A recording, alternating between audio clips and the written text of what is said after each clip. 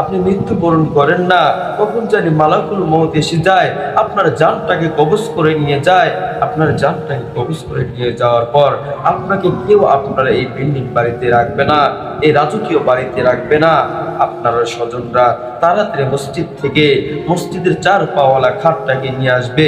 4 পাওয়ালা খাটটাকে নিয়ে এসে আপনাকে ওই কবরস্থানে রেখে আসবে।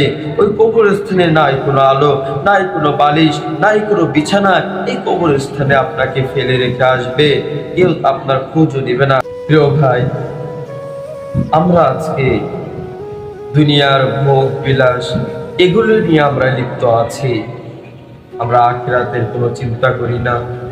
দুনিয়ার শান শৌকত, দুনিয়ার মর্যাদা, দুনিয়ার লোভ লালসা আমাদের অন্তরের মধ্যে লেগেছে। আমরা আখিরাতকে ভুলে গিয়েছি। কিন্তু প্রিয় ভাই, আমরা তো এই পৃথিবীতে